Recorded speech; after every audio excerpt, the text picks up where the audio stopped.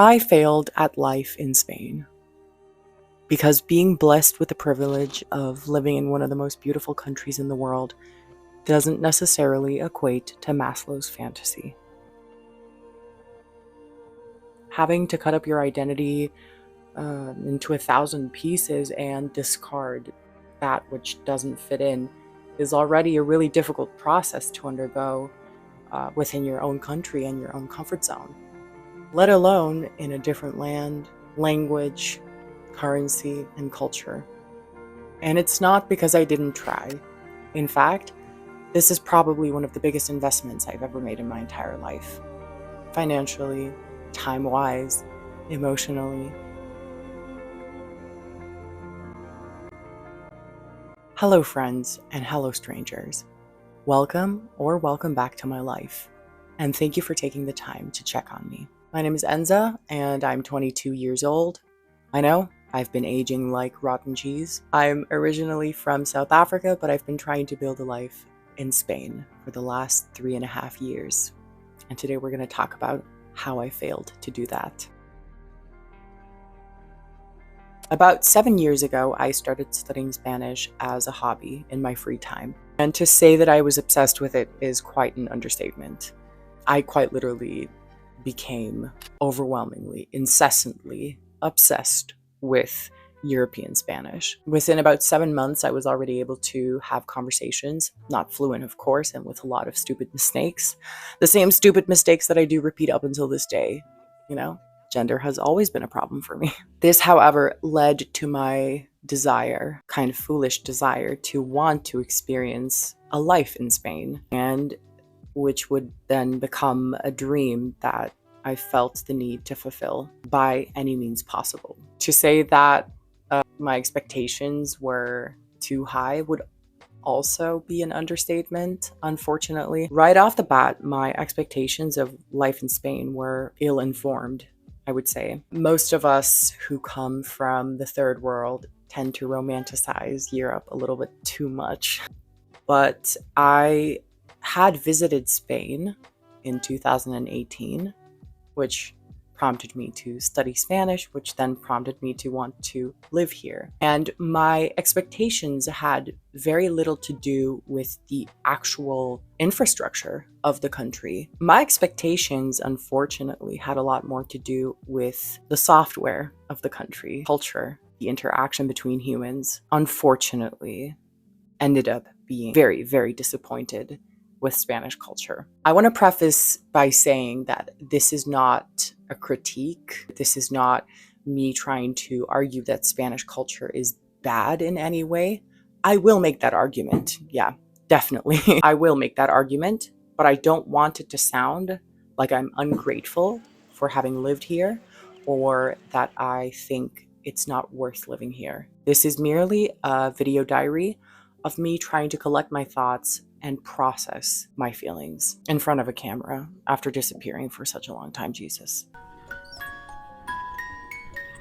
I was immediately struck by how incredibly hedonistic Spanish people are. In Spanish society, everything has to do with pleasure, maximum pleasure, and minimum accountability and responsibility. This is, I believe, due to the fact that they have enjoyed a strong social security system, incredible welfare, great healthcare, and an unbreakable support system. Oftentimes, my Spanish acquaintances would ask me, Enza, why are you working so hard? As if they couldn't understand that if I don't make money, I will end up under a bridge.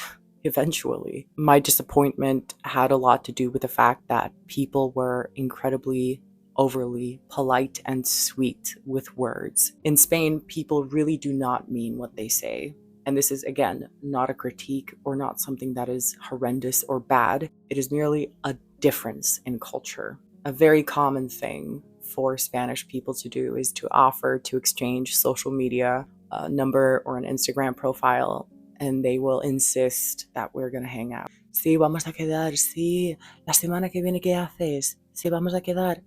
And then you never hear from that person ever again. Maybe I have to question whether I'm actually at fault for all of this. Maybe I'm just a shitty person. What a realization. I was incredibly disappointed by how shallow conversations were, especially with people of my generation. I've had incredible conversations, incredible connections with people of all different ages in this country, but it seems as if average Spaniards just do not understand suffering, or even if they do, they don't really want to acknowledge suffering. It's as if in Spain you can only really complain about very basic things. You can complain about the weather, you can complain about your neighbors, you can complain about the construction. But when it comes to real life problems like the economy or politics, especially feminism, people will oftentimes steer the conversation into a different direction with bueno, no seas tan pesada, joder.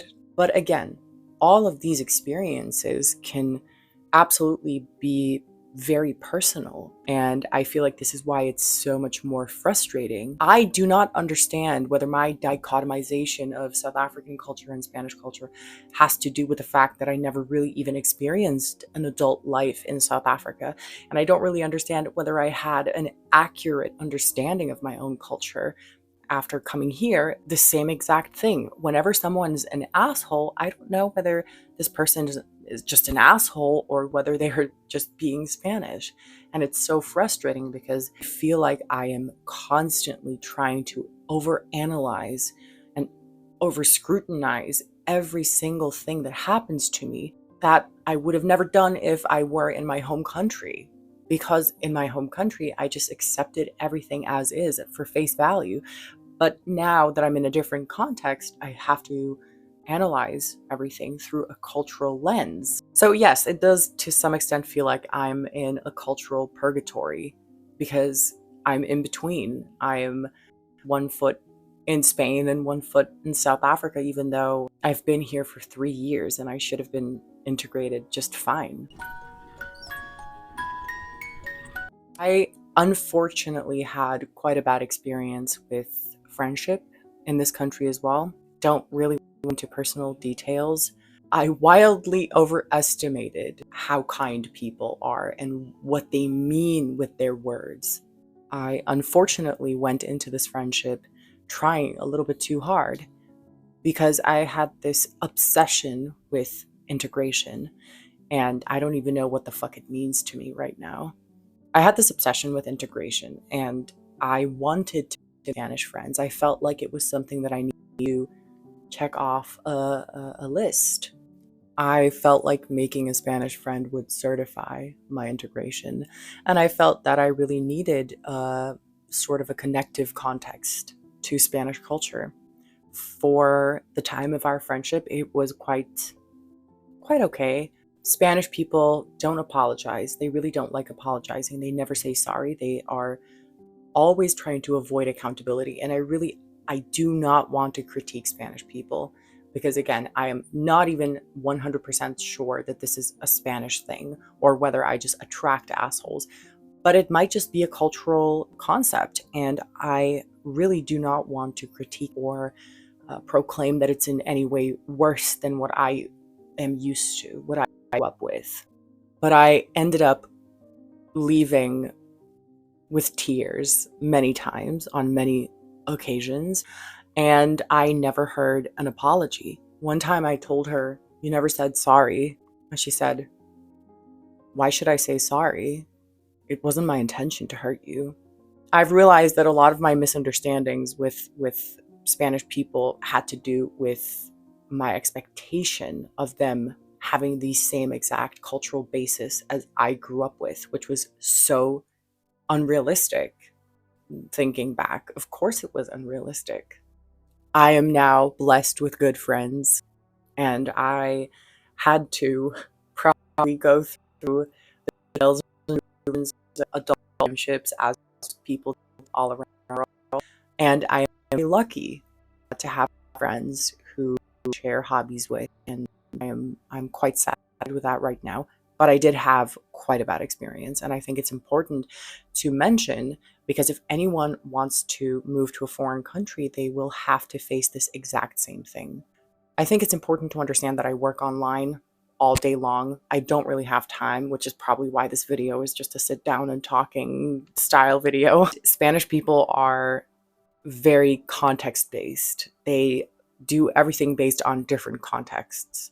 They have university friends, friends from primary school and high school, friends from work, friends from maybe church if they still go to church.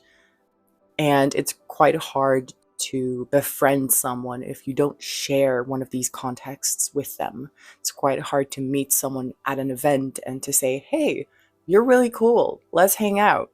Not quite, not how it works. I am, to an extent, unable to accept hedonism, not because I think that I'm superior, or not that I think that I know what's better. I genuinely think that, neurologically speaking, if you try to chase dopamine all the time, you will end up reaching a crash at some point, and I think this is very logical.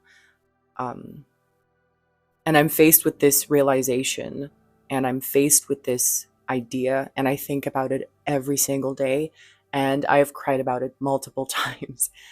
But there's just no alternative at this moment. We can all agree that Spain is objectively one of the best countries in the world in terms of quality of life, cost of living, especially if you work online. I'm very, very, very, very privileged.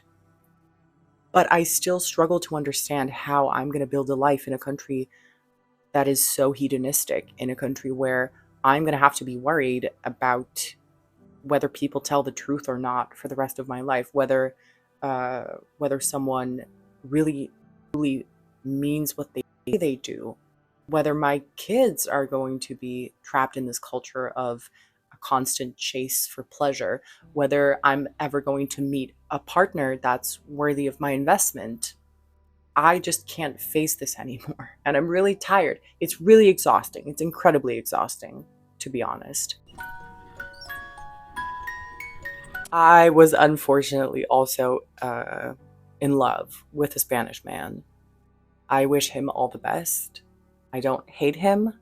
I also don't think that I regret meeting him, but it was probably one of the hardest things I've ever had to do in my life. I was completely in love with this man. He obviously did not want anything to do with me. And due to the difference in communication styles and dating culture, I completely misinterpreted what he meant, to a point where it felt like he literally told me, I love you, in text, with extra steps. Unfortunately, this broke my heart into a million pieces, and I had to take quite a lot of time to heal from that and to learn from that, and to not lose my romanticization of the world, because it was really, really, really difficult. Oof, I don't want to cry. I think I have just been so wrong about life in Spain. He made it clear to me several times that he just wanted to have fun, and I completely misunderstood it because of his communication style. I did not like South Africa. And so for me to say I miss South Africa is quite a hard pill to swallow. But I think it's something that requires a bit more explanation. I don't really miss anything physical. I miss feelings, emotions. I miss my childhood. I miss thunderstorms in the desert. I miss not fitting in my own country. I feel like not fitting in my own country is a lot easier than not fitting in a foreign country. No one really prepares you for the day that you start forgetting words in your home language, and nobody really tells you how freakishly weird it's going to feel to miss things that you didn't even really pay attention to, like golden syrup. And no one really tells you how painful it is to redesign and reinvent your entire personality, and doing so just to fit in, knowing that you will never, ever become one of them. Never, never, ever. Do it when you're still young. Do it when you're still young. People often that it should be much easier for me because I'm so much younger. Moving to a foreign country automatically just like 10 years. I mean, look at my fucking face. Let's be honest. I aged like rotten cheese. And I will repeat this until the end of time because have you seen me? You looked at me? In a different period of my life, I'm thinking about mortgages. I'm thinking about work. I'm thinking about doing my laundry, whereas other 22-year-olds are thinking about partying, thinking about sending a text message to their crush, and thinking about what they're going to do to cure their hangover. I'm not saying that this is bad or that they're behind or that I am ahead of them. I'm saying that moving to a foreign country, regardless of your age, changes your life completely, and that there's nothing you can do, just chill and relax. And that no matter what, you can't really be thinking about partying when you have knots in your back thinking about saving money. What's next? Well, taking into consideration that I am also a victim of the region beta paradox and also the sunk cost fallacy, I am reluctant to move. However, there's a saying that goes something along the lines of, if you're on the wrong train, it's going to take much longer to go back home, so get off as soon as you can. But I don't think I'm on a train. I think I'm in a metro station or on a metro. I think I'm going in circles. I don't think I have to pressure myself to take a rash decision just because I feel like I'm not on the right path. And I don't feel like I should think with my heart too much about this one. I think I have to think with my head because I am in one of the best possible situations that I could have asked for. Of course, my cortisol levels would not agree, but I have to learn how to accept adversity, how to accept challenges. I've done it before, I can do it again. And I think I have to understand that I will probably not bear the fruit of my investment at this moment in time. And I have to embrace this challenge. I have to accept the fact that in the future, I will probably thank my younger self for being pragmatic about this decision and choosing to stay instead of running away from a little bit of adversity, a little bit of cultural discomfort. If you made it through the video all the way to the end, thank you for staying. I'm sorry for the chaos, cultural chaos, and I'm so happy to be back. And I really, really, really hope that I'm going to stick to this. I work all the time. I really don't have much time to plan and prepare for videos, so this is a sit-down talk, nothing more. Let's not judge fish by its ability to climb a tree. Thank you. I don't like it, no. There's a fly. I'm always gonna be a fucking giri.